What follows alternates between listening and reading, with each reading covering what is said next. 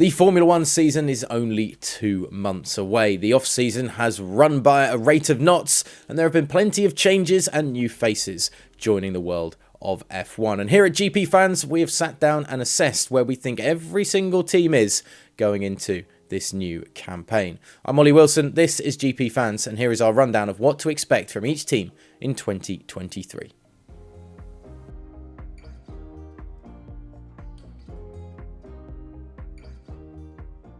Max Verstappen may have proven himself as a generational talent last season, such was the level of his performance, but a further level to his greatness is within reach for the Dutchman. A third title would make Verstappen the 11th driver in F1 history to achieve the feat, and will put him level with the likes of Sir Jack Brabham, Sir Jackie Stewart, Niki Lauda, Nelson Piquet and Ayrton Senna.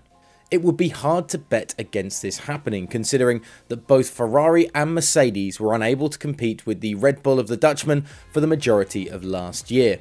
The Scuderia were going backwards at the end of last season, although Mercedes were closing the gap slowly but surely by the end of the calendar year. But the money should be on the Milton Keynes-based team once again.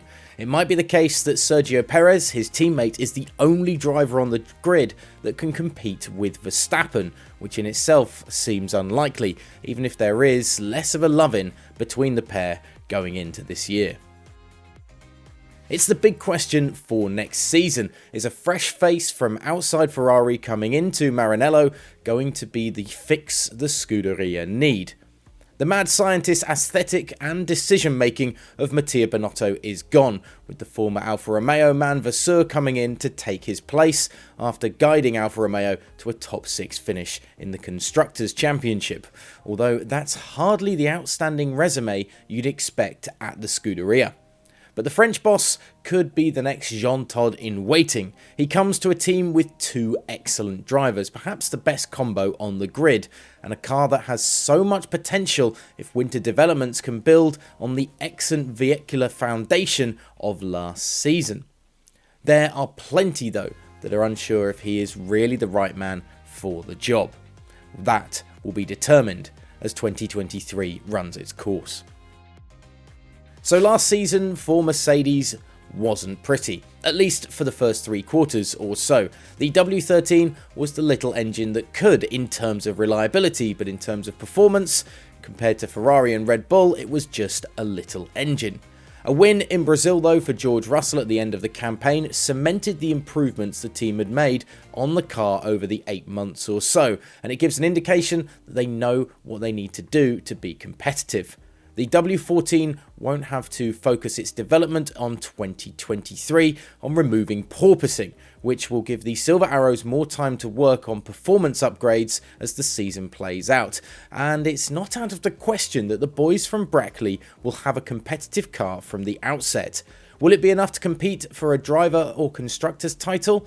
That might be a stretch too far with the performance of Red Bull, but we could be pleasantly surprised.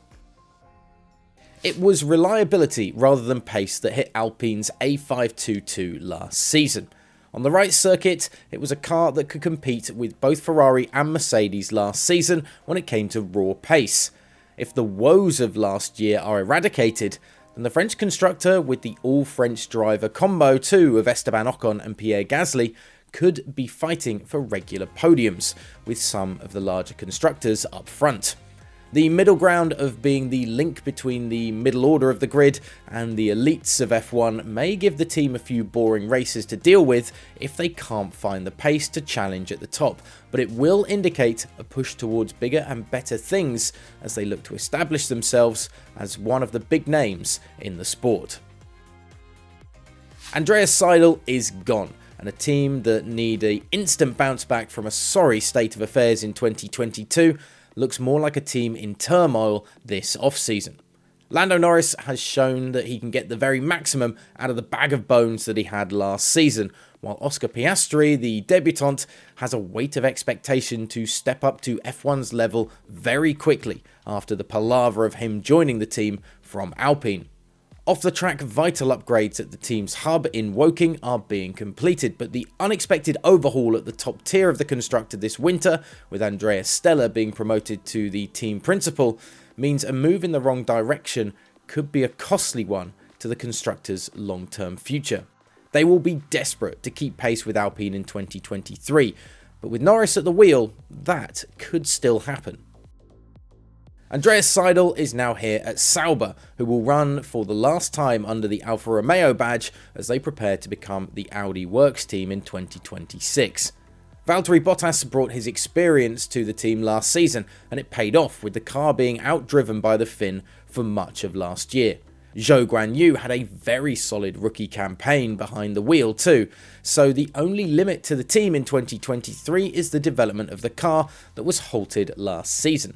Staying in the top 6 in the sport is the team's target, but if McLaren stumble again, they could be going one better in 2023.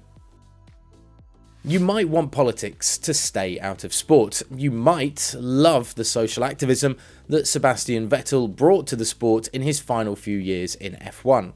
But the man was a talismanic figure regardless of how you view him for both Aston Martin and F1, and his absence will be felt on the grid and within his former garage.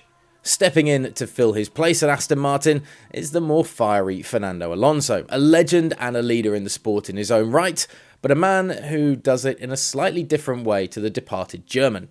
Alonso was excellent last season with Alpine, with only the machinery around him letting him down. Can he perform at that level and use his experience to build a promising operation around him to glory? That's the big question that only he can answer as the season goes on. The Marmite of F1 that is Lance Stroll, although I think more people actually like Marmite than the Canadian driver, he has a tall order to match another world champion alongside him. Consistency is what is needed from him in his on-track exploits this coming season.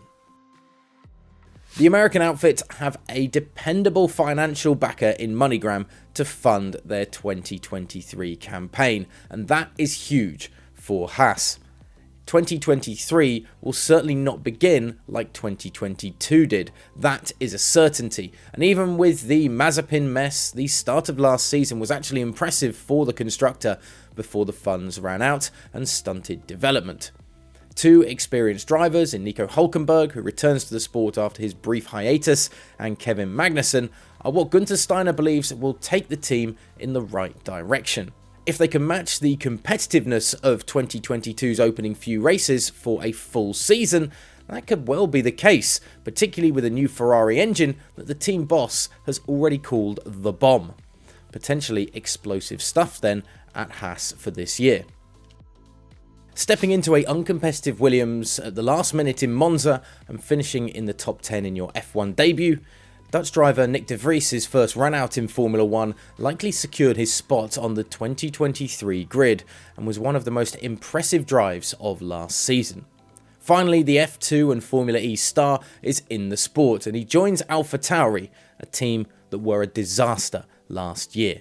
But the diminutive Dutchman will likely help to at least remove some of the weight that hampered the AT03 last season, but more needs to be stripped from the vehicle itself if they are to be as competitive as a few years ago.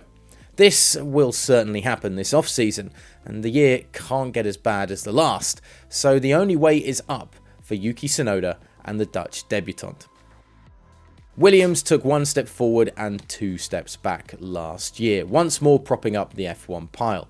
Alex Albon outdrove his car, but the team gave him very little to compete with, resulting in the departure of Jos Capito and technical director Francois Xavier de Maison. American Logan Sargent should bring new capital to the team as he joins Albon, with the talented young driver seen as an upgrade on Nicholas Latifi. But even if the American influence brings eyes and attention to the team, it'll be useless if they can only pootle around at the back of the grid. Ninth in the Constructors' battle still seems a long way off for a once iconic name in the sport. So is there anything that we've got wrong with how we've judged the teams going into 2023? Let us know in the comments section below. GPFans.com and GPFans Global for all of your F1 needs.